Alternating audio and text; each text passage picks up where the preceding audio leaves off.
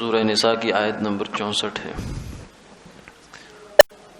اعوذ باللہ من الشیطان الرجیم، بسم اللہ الرحمن الرحیم۔ وما ارسلنا من رسول الا ليطاع باذن الله ولو انهم اذ ظلموا انفسهم جاءوك واستغفر لهم الرسول لوجدوا الله توابا رحيما۔ صدق اللہ العظیم۔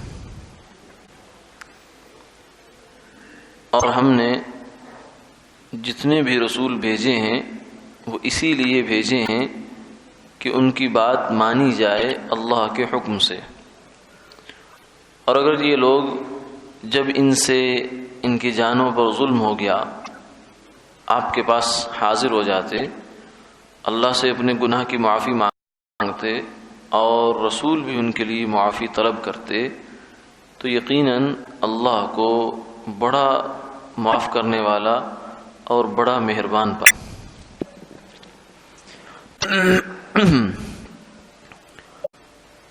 یہ آیت مبارکہ پچھلے واقعے کے ساتھ بھی جڑی ہوئی ہے اور اس سے الگ بھی جو اس کا معنی ہے وہ رکھتی ہے۔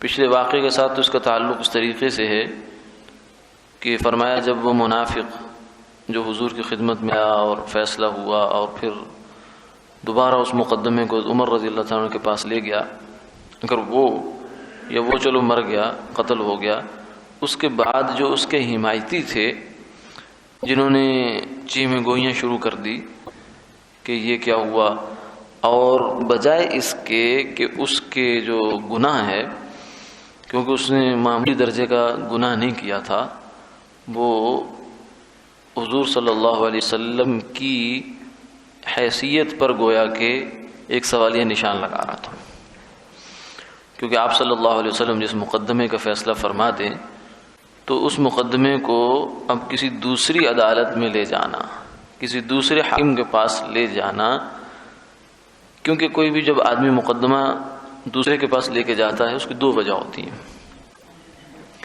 ایک وجہ تو یہ ہوتی ہے کہ اس کو پچھلے حاکم پر، پچھلے قاضی پر جس نے فیصلہ کیا ہے اس کی امانت داری پر اطمینان نہیں ہوتا، کہ ہو سکتا ہے اس نے ڈنڈی ماری ہو اور رشوت لی ہو یا کوئی ایسا جو ہے ایسا ویسا کوئی بیچ میں مسئلہ سلسلہ ہو۔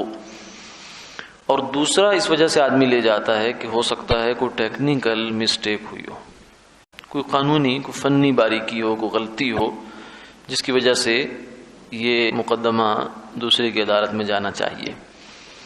تو آپ صلی اللہ علیہ وسلم سے ان دونوں میں سے کوئی ایک بات بھی متصور نہیں ہے، دور دور تک اس کا ایک مسلمان کم سے کم یہ تصور نہیں باندھ سکتا۔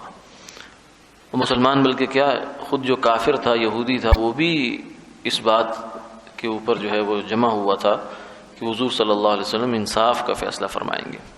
تو اب اس شخص نے جو اس مقدمے کو دوسری اتھارٹی کی جانب لے گیا تو وہ گویا کہ حضور صلی اللہ علیہ وسلم کی حیثیت پر سوالیہ نشان کھڑا کر گیا۔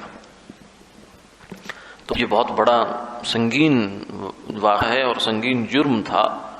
تو فرمایا کہ یہ جو اس کے پچھلے ہیں، اس کے حمایتی ہیں، چاہے وہ منافق ہوں یا بعض اوقات ایسا بھی ہوتا تھا کہ کچھ لوگ جو بیچارے سادہ لوگ ہوتے تھے، کیونکہ منافق وہ اٹھنا بیٹھنا تو ان کا مسلمانوں کے اندر ہی ہوتا تھا، تو بعض دفعہ وہ بھی پروپیگنڈے میں آ جایا کرتے تھے۔ تو فرمایا کہ اس مرنے والے جو پچھلے تھے ان کو چاہیے تھا کہ وہ بجائے اس کے عمل کی تعویلیں کرنے کے اور اسی کو صحیح ثابت کرنے کے، اس کی وجہ سیدھا سے کہتے یہ غلطی ہو گئی، ایسا نہیں ہونا چاہیے تھا، یہ غلط کام ہو گیا، گناہ کا کام ہو گیا۔ غلط صرف غلط نہیں ہے بلکہ چونکہ حضور صلی اللہ علیہ وسلم کی نسبت سے یہ کام ہے تو یہ تو بہت بڑا ظلم ہو گیا ہم سے۔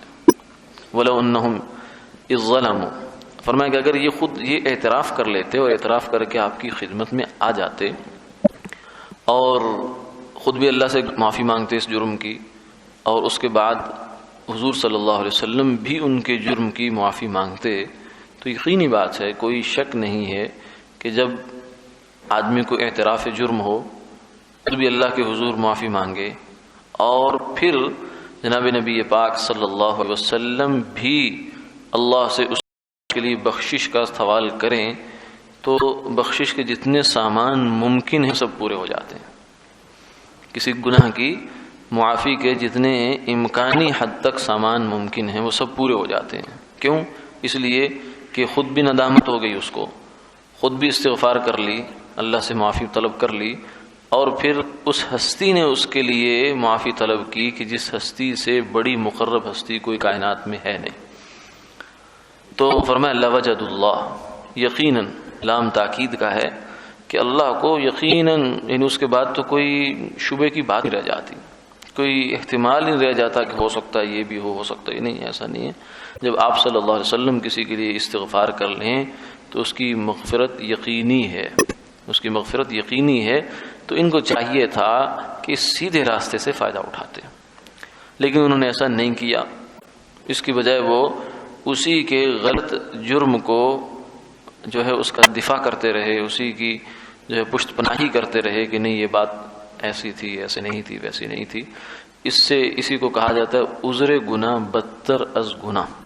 بعض دفعہ انسان سے ایک غلطی ہو جاتی ہے، اور اس کا اصل طریقہ یہ ہے، انسان کی سرشت اور فطرت جو آدم علیہ السلام کے واقعے سے ہمیں سبق ملتا ہے کہ جب بھی انسان سے غلطی ہو تو اس کو اعتراف کرے فوراً کہ مجھ سے غلطی ہو گئی، مجھے ایسے نہیں کرنا چاہیے تھا۔ اب اس کے بعد پھر اب آگے نیا راستہ تلاش کرے، اس غلطی سے بچ کر چلنے کی آئندہ کوشش کرے۔ اس غلطی پر اڑ جانا یہ انسان کی فطرت نہیں ہے، یہ شیطان کی فطرت ہے۔ آدم علیہ السلام سے بھی اجتہادی خطا ہوئی، اور شان سے بھی غلطی ہوئی، گناہ ہوا کہ اللہ کا حکم نہیں مانا سجدہ کرنے کے لیے، لیکن دونوں کے طرز عمل نے بہت بڑا فرق واضح کر دیا۔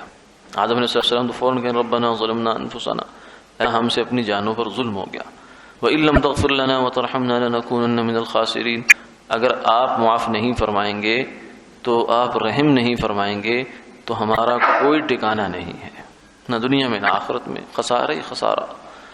اور شیطان نے کیا کہا؟ اس نے کہا کہ مجھے مہلت چاہیے۔ کس بات کی؟ توبہ کی مہلت نہیں مانگی۔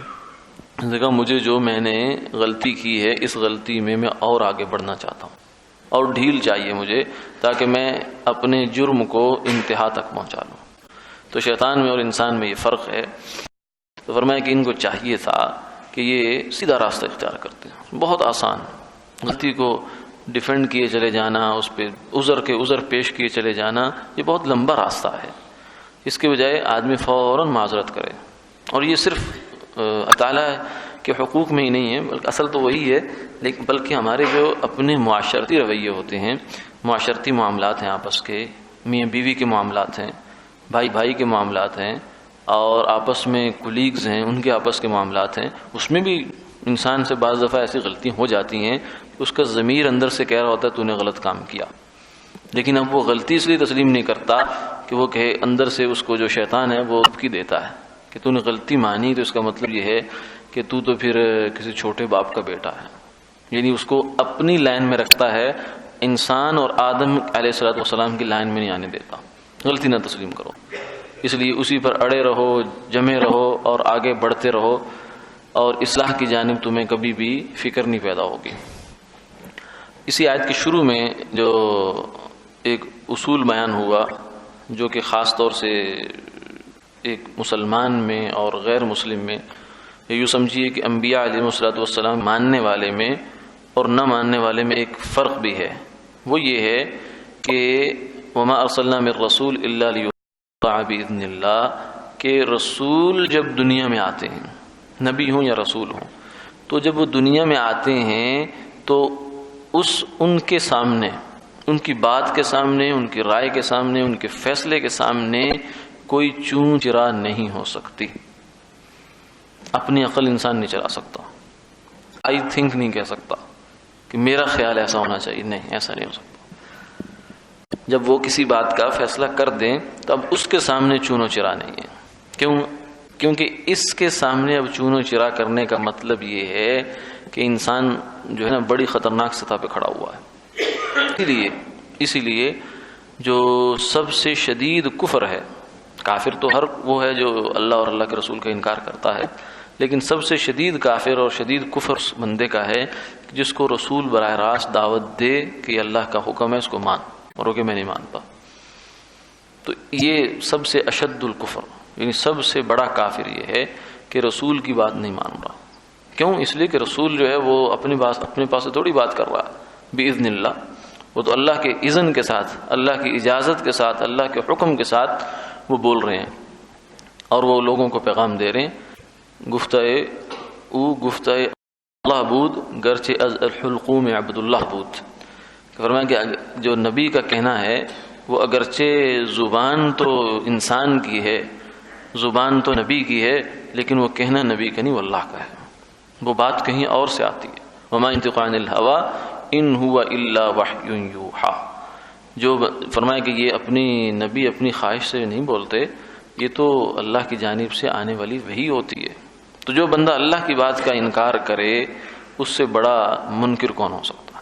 اس لیے فرمایا اس پوائنٹ کو ہمیشہ ذہن میں رکھنا چاہیے کہ رسول قابل اطاعت، جبکہ جو بندہ مذہب پر یقین نہیں رکھتا، ایمان دین کو معتبر نہیں مانتا، وہ اس پوائنٹ میں ٹھوکر کھاتا ہے. وہ یہ سمجھتا ہے کہ رسولی بات ٹھیک ہے اپنی جگہ، لیکن ہمیں بھی کچھ دیکھنا ہوگا آج کل کے حالات میں اور جدید دنیا میں، اس دنیا میں نہیں. جب یہ بات طے ہو گئی کہ یہ اللہ کے رسول کا فرمان ہے، ان کا منشا ہے، تو اب جو بندہ یہ کہتا ہے کہ ٹھیک ہے فرمان اپنی جگہ بجا ہے لیکن ہمیں بھی کچھ دیکھنا ہے، تو یہ پھر رسول کی جو حیثیت ہے قانونی اور شرعی، اس کے اوپر گویا کہ یہ بھی سوالیہ نشان لگا. گویا کہ یہ وہ بشر والی بات ہے کہ ٹھیک ہے حضور نے فیصلہ کیا ہے، لیکن پھر بھی جو ہے نا یہ انسان کو مرواتا. تو جب اللہ کے رسول کا، ہاں یہ تحقیق کر لو کہ اللہ کے رسول فیصلہ ہے یا نہیں ہے، یہ تمہیں حق پہنچتا ہے. اسی کے لیے محدثین نے پورا فن وجود میں لائے کہ کوئی حدیث ہے یا نہیں ہے، ضعیف ہے، موضوع ہے، حسن ہے، کیا ہے. لیکن جب یہ بات ثابت ہو گئی کہ یہ اللہ کے رسول کا فرمان ہے تو اب سرتابی کی کوئی گنجائش نہیں ہے. یہ ایک مسلمان کا ایمان ہوتا ہے اور ہونا چاہیے، اور اس بات کو بار بار اس کو اپنے دل میں تازہ کرتے رہنا چاہیے. اللہ تعالیٰ عمل کی توفیق عطا فرمائے.